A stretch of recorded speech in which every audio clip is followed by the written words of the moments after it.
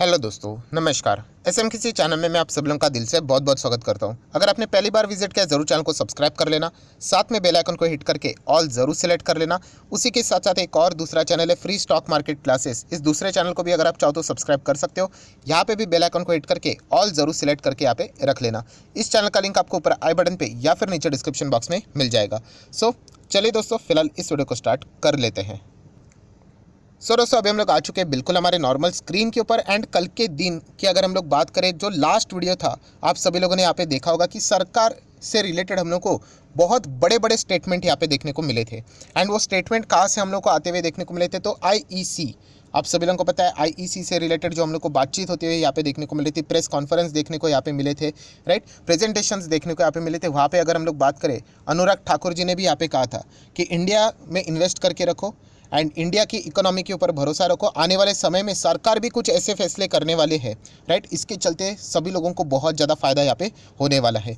Plus अगर हम लोग यहाँ पे आईईसी की बात करें तो उसी के साथ साथ आप सभी लोगों को पता है बोरिस जॉनसन, यूके के प्राइम मिनिस्टर, इंडिया पे विजिट किया था उन्होंने। एंड आप सभी लोगों को पता है कि जो पूरा जो प्रोग्राम हम लोग को देखने को यहाँ पे मिला था वो किसने होस्ट किया था, तो आप देख सकते हैं industrialist Gautam Adani host the British PM Boris Johnson during his Gujarat visit. So दोस्तों यहाँ पे इस वीडियो का मेन मकसद क्या है यहाँ पे, कि जैसे मैंने आप लोगों को बताया था कल के वीडियो में भी कि गौतम अदानी जी ने भी यहाँ पे जो पहला वाला आप लोगों को यहाँ पे मैंने दिखाया था किससे रिलेटेड, आईईसी की यहाँ पे बात करें तो यहाँ पे भी उन्होंने बहुत बड़ा स्पीच यहाँ पे दिया है। वो स्पीच पूरा यूट्यूब के ऊपर भी अवेलेबल है, आप चाहो तो वहाँ पे पढ़ भी सकते हो या फिर देख भी सकते हो। तो अभी मैं आप लोगों को वही चीज़ें अभी शॉर्ट फॉर्म में यहाँ पे इंपॉर्टेंट पॉइंट्स यहाँ पे हाईलाइट करके यहाँ पे बताने वाला हूँ कि आने वाले समय में यहाँ पे क्या क्या चीज़ें वो प्लान करके यहाँ पे चल रहे हैं। कुछ बातें उन्होंने गवर्नमेंट से रिलेटेड भी यहाँ पे की है एंड कुछ उन्होंने खुद के ही जो ग्रुप से रिलेटेड वो कहाँ पे टारगेट करने वाले हैं, कहाँ पे वो कितना बड़ा हेवी अमाउंट इन्वेस्ट करने वाले हैं। इससे आपको एक अंदाज़ा आ जाएगा कि यहाँ पे आगे अगर हम लोग बात करें लॉन्ग टर्म के लिए कौन से कंपनीज के ऊपर, कौन से सेक्टर के ऊपर आप लोग फोकस यहाँ पे बना के रख सकते हो। तो अदानी जी का स्पीच जैसे मैंने आप लोगों को बताया था उसी से रिलेटेड सारी बातें अभी आप लोगों को यहाँ पे सुनने को देखने को मिलने वाली है। तो एक कल के दिन भी मैंने आप लोगों को ये हेडलाइन यहाँ पे दिखाई थी कि अदानी ने ये बातें बोली थी, गौतम अदानी जी, आप देख सकते हो इंडिया यहाँ पे $30 ट्रिलियन की इकोनॉमी होने वाली है by the end of 2050, right. So ये अदानी जी ने यहाँ पे सारी बातें बताई है एंड इसी से रिलेटेड बहुत बड़ा एक्सप्लेनेशन उन्होंने दिया है कि ऐसा क्यों हो सकता है एंड कौन सा सेक्टर अच्छा करेगा एंड वो कहाँ पे पैसे लगाने वाले हैं। सो दोस्तों आप लोग यहाँ पे देख सकते हो, अगर हम लोग यहाँ पे बात करें वही आईईसी 2022 की अगर हम लोग यहाँ पे बात करें, जो कि हम लोग को ऑलरेडी यहाँ पे 2 दिन पहले देखने को मिला था, तो यहाँ पे गौतम अदानी जी ने यहाँ पे क्या बातें बोली है, सेड उन्होंने क्या बातें बोली है वो अभी मैं आप लोगों के सामने यहाँ पे रखने वाला हूँ। तो सबसे पहले उन्होंने शुरुआत में यही कहा है कि अगर हम लोग भविष्य की अगर बात करें एंड अगर हम लोग बात करें डेवलपमेंट की, बहुत ध्यान से सुन लेना, भविष्य की अगर हम लोग बात करें एंड अगर हम लोग डेवलपमेंट की बात करें, ग्रोथ की बात करें, तो दुनिया में अभी कोई भी ऐसा देश नहीं है जो आने वाले समय में इंडिया को टक्कर यहाँ पे दे पाएगा, कोई भी नहीं। यहाँ पे इंडिया ज़बरदस्त आगे आने वाले समय में यहाँ पे ग्रोथ, मतलब बोलते हैं ना बहुत ज़्यादा अपॉर्चुनिटीज़ ग्रोथ की यहाँ पे पेंडिंग है, राइट। जो बाकी के देश है उसमें हम लोग को बहुत सारी चीज़ें ऑलरेडी होती हुई देखने को मिली, इंडिया में बहुत सारी चीज़ें पेंडिंग है। नेक्स्ट अगर हम लोग यहाँ पे बात करें तो ये जो ग्रोथ की बातें हो रही है, डेवलपमेंट की बातें जो हम लोग को देखने को मिल रही है, इसके पीछे का मेन रीज़न क्या है दोस्तों, तो इसके पीछे का मेन रीज़न है दोस्तों middle class. Yes, middle class अगर हम लोग जो वर्ग हम लोग को देखने को मिल रहा है वो यहाँ पे इंडिया को आने वाले समय में बहुत ही ज़बरदस्त ऊपर पुश करने वाला है। एंड उसको पुश करते करते अगर हम लोग यहाँ पे बात करें तो और क्या क्या चीज़ें ऐसी है जो कि एक्सेलरेट करने वाली है, तो दोस्तों डिजिटल इकोनॉमी तो आगे बढ़ने वाली है, but digital economy and sustainability focused economy हम लोग को देखने को यहाँ पे मिलने वाली है। अदानी जी की ही बात को अगर मैं कंटिन्यू करूं तो आप लोग देख सकते हैं अदानी ग्रुप ने ही ये बात बोली है, मैंने नहीं बोली है, कि उन्होंने वो क्या प्लान कर रहे हैं। So Adani group which is planning to invest how many $20 billion दोस्तों, $20 बिलियन वो यहाँ पे इन्वेस्ट करने का प्लान कर रहे हैं, किसमें, in a clean energy generation as well as component manufacturing, transmission and distribution over the next 10 years। So दोस्तों आप लोग देख सकते हो, जो लोग यहाँ पे तलाश कर रहे थे कि अदानी कहाँ पे फोकस कर रहे हैं, तो वो क्लीन एनर्जी के लिए $20 मिलियन तक का यहाँ पे इतना बड़ा प्लान कर रहे हैं। और सिर्फ यहाँ पे एक चीज़ नहीं, सब कुछ पूरा इकोसिस्टम वो डेवलप करने वाले आने वाले 10 साल में। मैं कोई आपको रिकमेंडेशन नहीं दे रहा हूँ, ये सारी चीज़ें मैं आपको सिंप्लीफाइड मैनर में समझाने की कोशिश कर रहा हूँ ताकि आप दुनिया के साथ यहाँ पे चल सको। ये चीज़ें आप लोगों को कोई सिंप्लीफाइड मैनर में एक्सप्लेन करके नहीं बताता है। एंड दोस्तों यही पॉइंट्स उन्होंने यहाँ पे हाईलाइट करके बताया कि ये जो क्लीन एनर्जी है दोस्तों, आने वाले समय में green energy, clean energy, renewable power की अगर मैं बात करूँ तो इंडिया के लिए ये गेम चेंजर साबित होने वाला है।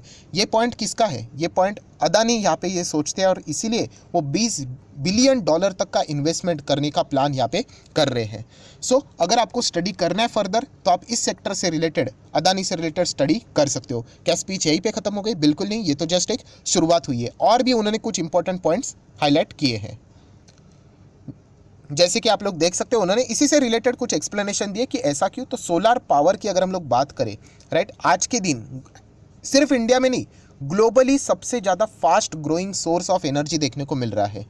प्लस अगर हम लोग बात करें, अगर आप पीछे 10 साल चले जाओ, तभी जो सोलार पैनल की अगर हम लोग बात करें, जो प्राइस मिलती थी और आज के हिसाब से अगर आप उसको कंपेयर करो तो 90% ड्रॉप आया है।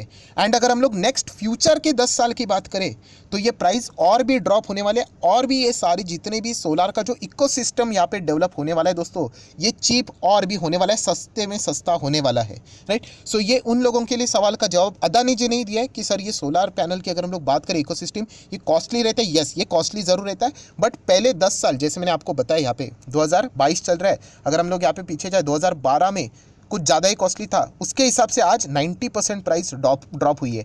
और अगर हम लोग आगे 2032 की बात करें, ये और भी सस्ता यहाँ पे हो जाएगा। सो इसीलिए वो clean energy, green energy, solar power, इसमें क्या कर रहे हैं, सबसे ज़्यादा फोकस यहाँ पे कर रहे हैं, जो कि आप लोग यहाँ पे देख सकते हो। देन उन्हीं के बात को कंटिन्यू मैं करना चाहूँगा। आप देख सकते हैं Adani group plan to triple its renewable power generation capacity over the next 4 years to 63% of its total portfolio from 21% now. So ये बहुत बड़ा स्टेटमेंट देखने को मिल रहा है। मुझे पता है रिन्यूएबल पावर की, रिन्यूएबल एनर्जी की अगर मैं बात करूँ अदानी की, तो अदानी ग्रीन ही हमारे सामने आ रहा है, बट अदानी ग्रीन किस लेवल पे चल रहा है ये भी सभी लोगों को यहाँ पे पता है। देखिए स्पीच 2 दिन पहले हुई है, बट तेज़ी उसके पहले हो चुकी है, राइट। ये ऐसी चीज़ें हम लोग को देखने को बहुत बार यहाँ पे मिल जाती है। प्लस उन्होंने और भी कुछ पॉइंट्स यहाँ पे रखे सामने, जैसे कि बाय 2030 द ग्रुप, ये अपना पर्सनली वो पॉइंट्स यहाँ पे सामने रख चुके हैं। By 2030 the group aim to power all the data center with the renewable energy and make its port net carbon zero by 25। सो ये भी एक उन्होंने मतलब आगे सब कुछ कैलकुलेशंस उन्होंने यहाँ पे बताया है, इतना डीप जाने की ज़रूरत यहाँ पे फिलहाल तो नहीं है। सो ओवरऑल अगर हम लोग यहाँ पे बात करें दोस्तों, तो यहाँ पे उन्होंने इतना ही कहा है कि आने वाले समय में दोस्तों इंडिया ज़बरदस्त ग्रो करने वाला है यहाँ पे, राइट। एंड इसमें अगर हम लोग बात करें तो एनर्जी से रिलेटेड ज़्यादा, एंड ग्रीन एनर्जी में बार बार हाईलाइट करना चाहूँगा, एनर्जी मतलब ग्रीन एनर्जी एक्सपोर्टर भी बनेगा आने वाले समय में। तो ये भी पॉइंट्स उन्होंने यहाँ पे हाईलाइट करके बताया है। प्लस अगर हम लोग बात करें, जो उन्होंने स्टेटमेंट दिया था कि 2050 तक हम लोगों की जो इकोनॉमी $30 ट्रिलियन तक यहाँ पे होगी, तो इसके पीछे का भी रीज़न यही है दोस्तों कि जो 38 ईयर तक मतलब जो यंग पॉपुलेशन आप लोग यहाँ पे कह सकते हैं, उसकी जो संख्या रहेगी 1.6 बिलियन, इतना ज़बरदस्त हम लोग को देखने को यहाँ पे मिलेगा। और यंग जनरेशन ज़्यादा यहाँ पे रहेगी, तो ऐसी कोई और भी कंट्री नहीं रहेगी जो कि इस तरीके की चीज़ों को यहाँ पे मैच कर सके। सो डेफिनेटली आने वाले समय में जीडीपी, सारी चीज़ें, ग्रोथ, अगर हम लोग सारी बातें को यहाँ पे बात करें तो इंडिया के लिए आगे की जो अपॉर्चुनिटी है, राइट, वो यहाँ पे क्लियर कट ओपन नज़र आ रही है, क्लियर कट ओपन है, राइट। थोड़ा 19-20 हो सकता है, 2030 का प्लान 32 तक भी शिफ्ट हो सकता है, बट यहाँ पे और कोई कंट्री नहीं है दुनिया में जितनी ज़्यादा अपॉर्चुनिटी में इंडिया में है, वो कोई और भी कंट्री यहाँ पे ग्रैब नहीं कर सकती। तो इसीलिए हर कोई इंडिया में इन्वेस्ट करने की यहाँ पे बातें कर रहा है। सो दोस्तों बहुत ही कमाल की बातें देखने को मिली। तो इसके चलते हम लोग कह सकते हैं ओवरऑल जो उनका स्पीच था और भी लंबा था, मैंने तो आप लोगों को शॉर्ट फॉर्म में बता दिया। तो उन्होंने 2 सेक्टर से रिलेटेड ज़्यादा बातें की है। सबसे पहले रिन्यूएबल एनर्जी की अगर मैं बात करूँ, ग्रीन एनर्जी, सोलार पावर, ये सब उसी के अंदर आ जाता है, राइट। उसमें वो सबसे ज़्यादा इन्वेस्ट करने वाले हैं। एंड सेकंड, हमारी इकोनॉमी आगे कैसे बढ़ने वाली है, किसके बेसिस के ऊपर, डिजिटल अगर हम लोग बात करें, जो जिस तरीके की टेक्नोलॉजी दोस्तों अगर हम लोग बात करें, जो ज़्यादा अडॉप्ट करेगा, जितने से जल्दी सीख लेगा, वो ज़्यादा यहाँ पे आगे बढ़ने वाला है। सो ये दो ऐसे सेक्टर से दोस्तों जहाँ पे हम लोग कह सकते हैं कि सरकार भी ज़्यादा से ज़्यादा फोकस करेगी। ये भी हम लोग उम्मीद करते हैं, ये भी अदानी जी ने यहाँ पे कहा है। अभी अदानी जी बोलेंगे तो आप लोग पकड़ कर ही चलो कि ऐसी तो हम लोग को चीज़ें ज़रूर देखने को यहाँ पे मिल सकती है। सो यहाँ पे मैं कोई रिकमेंडेशन नहीं दे रहा, ये चीज़ें मुझे बार बार बोलनी पड़ती है क्योंकि बहुत सारे लोग क्या करते हैं, वीडियो देख के इन्वेस्ट करते हैं, ये कोई सही बात यहाँ पे नहीं होती है। सो यहाँ पे अगर हम लोग अदानी की ही बात को कंटिन्यू करें तो हमारे सामने तो एक ही स्टॉक आ जाता है, अदानी ग्रीन। बट प्रॉब्लम एक ही स्टॉक से रिलेटेड कि इसका वैल्यूएशन 4.5 लाख करोड़ की कंपनी, कोई बात नहीं, चल जाता है। आप 10 लाख करोड़ की भी बन सकते हो, बट जिस पीरियड में वो बनी है, शॉर्टर पीरियड ऑफ स्पैम में 1100 का पी देखने को मिल रहा है और पता नहीं और कहाँ तक जाएगा करके। और इतना सब कुछ, मतलब मैं आपको बताना चाहूँगा दोस्तों, मैं मार्केट में बहुत सारी चीज़ें ऑब्जर्व करता हूँ। आप लोगों को पता ही है कि सबसे ज़्यादा खास डेटा किन के पास रहता है, डीआईएस के पास भी रहता है। बट आप देख सकते हैं डीआईएस यहाँ पे हम लोग को ना के बराबर देखने को मिलता है। हर कोई डरता है यहाँ पे, क्यों? क्योंकि पता नहीं जो चीज़ें जितनी फास्ट ऊपर जाती है कभी भी नीचे आ सकती है। सो स्टॉक खराब नहीं है, बट जो वैल्यूएशन है कुछ ज़्यादा ही, इतना महंगा स्टॉक शायद से ही हम लोग को कहीं देखने को यहाँ पे मिल जाएगा। तो ये सबसे बड़ा प्रॉब्लम फिलहाल हम लोग को यहाँ पे अदानी के स्टॉक्स में यहाँ पे देखने को यहाँ पे मिल जाता है। सो ओवरऑल कंक्लूजन में एक ही कहना चाहूँगा दोस्तों, ज़रूरी नहीं है कि आपको खरीदना है तो अदानी के ही स्टॉक्स खरीदो। आप उसी सेक्टर में जो उन्होंने बातें कही है, जैसे कि रिन्यूएबल एनर्जी की बात करें या फिर डिजिटल प्लेटफॉर्म की बात करें, उसी सेक्टर में आप लोग दूसरे कंपनीज को भी आइडेंटिफाई कर सकते हो जहाँ पे अगर आपको वैल्यूएशन रीजनेबल लगता है, आप चाहो तो वहाँ पे भी जा सकते हो। बहुत सारे कंपनीज आप लोगों को ऐसे यहाँ पे मिल जाएंगे। रिलायंस भी उसी से रिलेटेड हम लोग को काम करते हुए देखने को मिल रहा है, टाटा पावर उससे रिलेटेड काम करते हुए देखने को मिल रहा है, बोरोसिल रिन्यूएबल करके भी, ऐसे बहुत सारे कंपनीज है दोस्तों।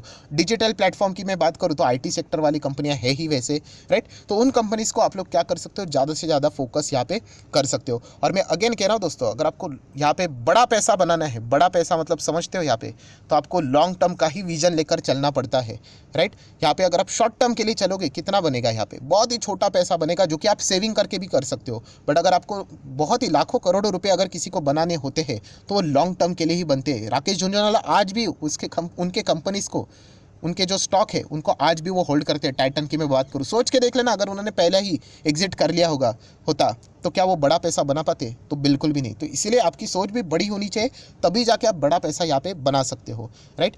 सो ज़रूर ये वीडियो से आप लोगों को कोई हेल्प मिली होगी तो चाहो तो इस वीडियो को लाइक एंड शेयर भी यहाँ पे कर सकते हो। So that's it, thank you very much दोस्तों, we will be meeting our next video. तब तक के लिए बाय बाय।